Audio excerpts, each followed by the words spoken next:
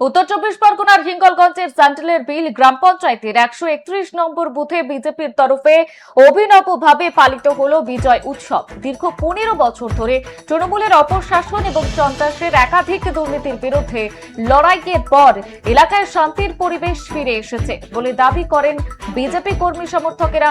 এদিন তারা আবির খেলায় মেতে ওঠেন। এদিন মহিলা বিজেপি কর্মী এবং সমর্থকেরা বিজয় মিছিলে অংশ নেন। গোবরের ছড়া দিয়ে এলাকা শুদ্ধ করার প্রতীকী কর্মসূচিও পালন করা হয়। সুন্দরবনের এই ব্যতিক্রমী বিজয় মিছিল ঘিরে এলাকা জুড়ে তৈরি হয় উৎসবের আবহ।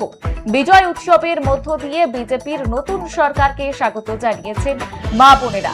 স্থানীয়দের দাবি, বহুদিন পর মানুষ এখন শান্তিতে নিঃশ্বাস নিতে পারছেন। এদিনের মিছিলে কর্মী সমর্থকদের উচ্ছ্বাস এবং উৎসাহ ছিল চোখে পড়ার মতো।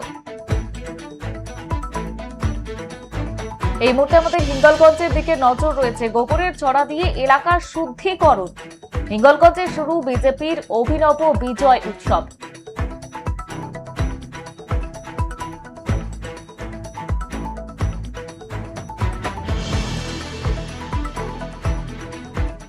শাসন প্রতিষ্ঠিত হতে চলেছে।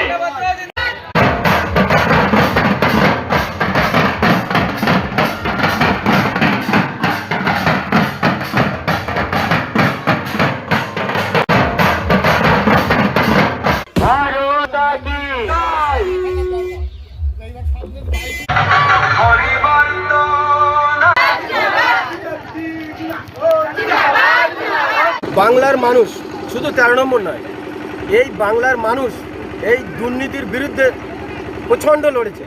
তো সেই দুর্নীতির হাত থেকে বাঁচিয়েছে। তার জন্যে আজকে দুর্নীতি মুক্ত করতে, এই বাংলাকে এই শাসন করতে, রামরাজ আনতে এই আমরা গোবর জলের ব্যবস্থা করেছি। কোথায়? এটা হিঙ্গলগঞ্জ 13 নম্বর স্যান্ডেলের বিল 131 নম্বর বুথ। আপনার এই যে 15 বছরের যে অপশাসন, এই অপশাসনের অবসান ঘটেছে এবং মানুষের উন্মুক্ত আনন্দের জন্য আজকের এই ব্যবস্থা করা হয়েছে। কি করলেন আজকের এই যে আমরা গোবর জল ছটাইছি, যে এটা শুদ্ধকরণ করা হয়েছে, যে আগামী দিন যেন মানুষ যাতে মানে স্বাধীনভাবে চলতে পারে, স্বাধীনভাবে বেড়াতে পারে। আপনার নাম?